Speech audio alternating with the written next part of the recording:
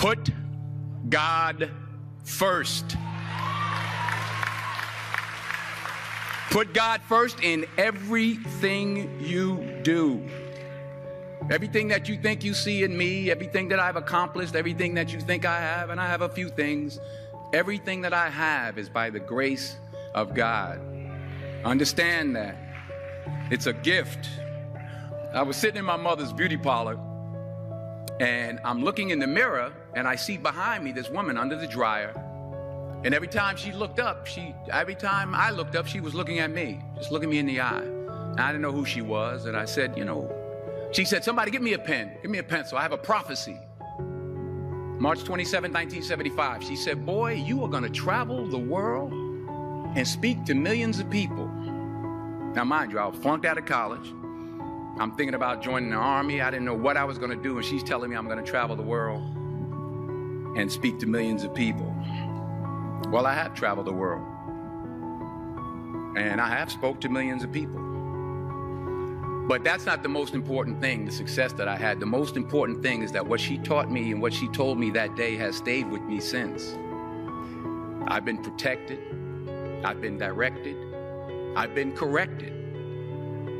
I've kept God in my life, and it's kept me humble. I didn't always stick with him, but he always stuck with me. So stick with him in everything you do. If you think you want to do what you think I've done, then do what I've done and stick with God. Number 2, fail big. That's right. Fail big. Today's the beginning of the rest of your life, and it can be very frightening. It's a new world out there. It's a mean world out there, and you only live once. So do what you feel passionate about. Take chances. But don't be afraid to go outside the box. Don't be afraid to think outside the box. Don't be afraid to fail big, to dream big. But remember, dreams without goals are just dreams, and they ultimately fuel disappointment. So have dreams, but have goals. And understand that to achieve these goals, you must apply discipline and consistency. In order to achieve your goals, you must apply discipline, which you have already done, and consistency every day, not just on Tuesday and miss a few days. You have to work at it every day. You have to plan every day. You've heard the saying, we don't plan to fail, we fail to plan. Hard work works. Working really hard is what successful people do. Remember that. Just because you're doing a lot more doesn't mean you're getting a lot more done. Don't confuse movement with progress. My mother told me, she said, yeah, because you can run in place all the time and never get anywhere. So continue to strive, continue to have goals, continue to progress. You'll never see a U-Haul behind a hearse. I'll say it again. You'll never see a U-Haul behind a hearse. I don't care how much money you make, you can't take it with you. And it's not how much you have. It's what you do with what you have.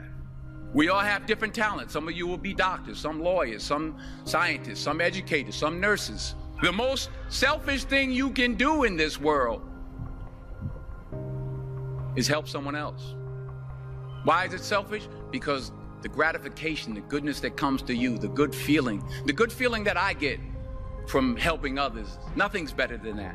Nothing's better than that. Not jewelry, not big house I have, not the cars, but it's the joy. That's where the joy is, in helping others. That's where the success is, in helping others. Finally, I pray that you put your slippers way under the bed tonight.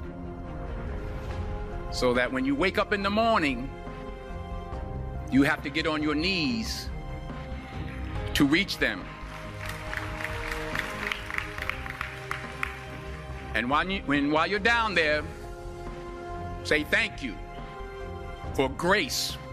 Thank you for mercy. Thank you for understanding. Thank you for wisdom. Thank you for parents. Thank you for love. Thank you for kindness. Thank you for humility. Thank you for peace. Thank you for prosperity.